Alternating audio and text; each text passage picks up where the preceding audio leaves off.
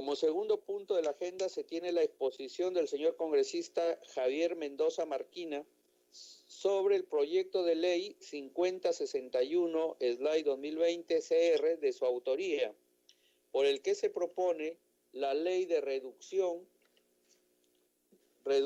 excepcional de pago de pensiones académicas y por trámites administrativos en los institutos y universidades debido a los efectos económicos generados por la emergencia sanitaria COVID-19 en beneficio de estudiantes en condición económica vulnerable, a fin de garantizar la continuidad educativa en institutos y universidades durante el año académico 2020.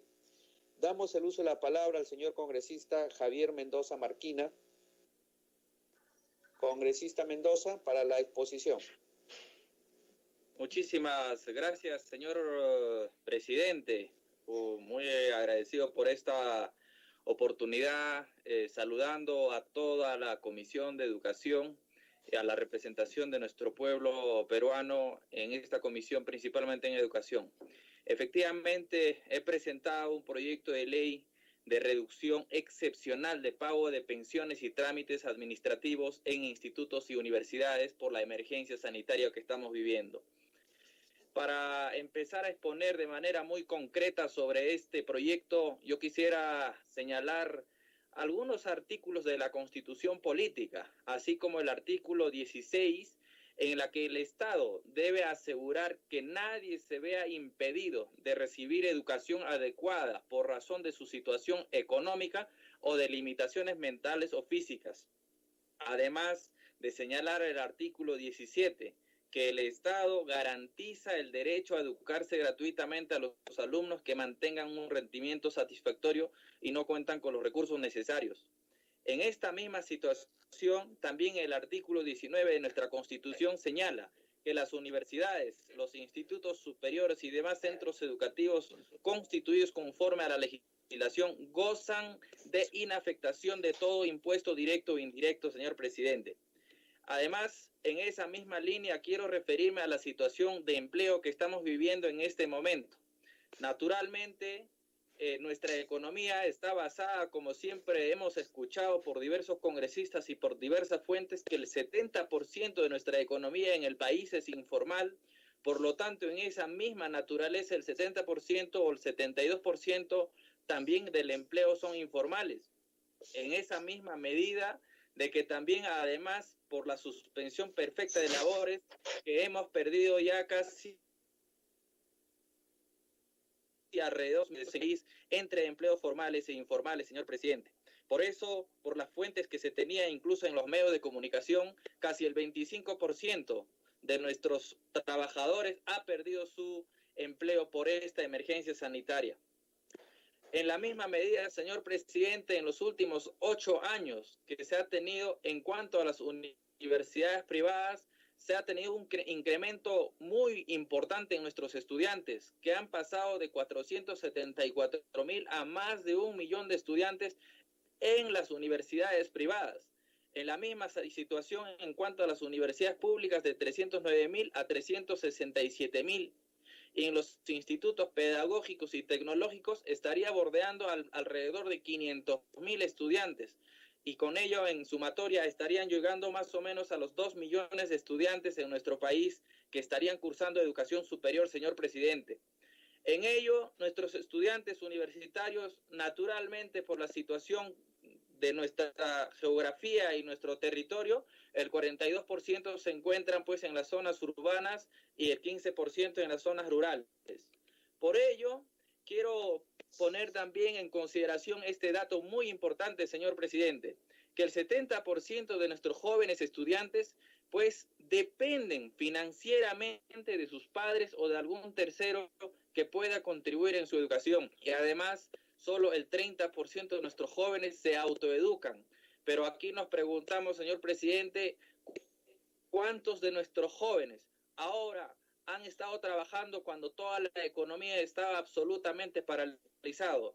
Por eso, en este momento nos encontramos frente a un riesgo inminente de que nuestros jóvenes estudiantes no puedan continuar sus estudios por esta situación que estamos viviendo.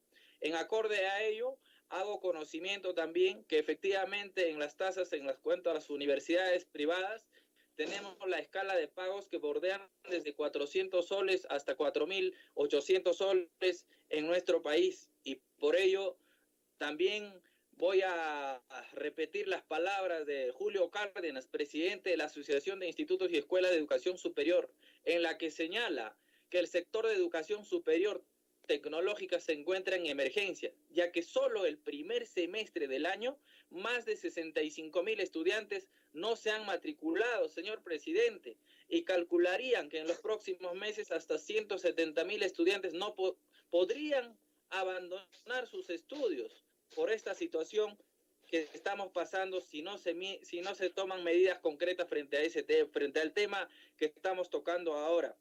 Por eso, señor presidente, que en este momento muchísimas de las universidades no han bajado en absoluto ningún sol de sus pensiones para nuestros jóvenes estudiantes.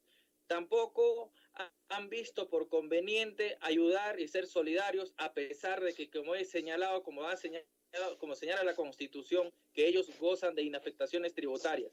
En este momento, todo se está haciéndose de manera virtual. Clases, exposiciones, sustentaciones, entre otras cosas. Y por eso, por ejemplo, en las universidades privadas se han reducido pues, los costos administrativos de luz, de agua, seguridad, entre otras cosas. Entonces, por razones de solidaridad, por razones de justicia, también deberían de bajar al menos las pensiones.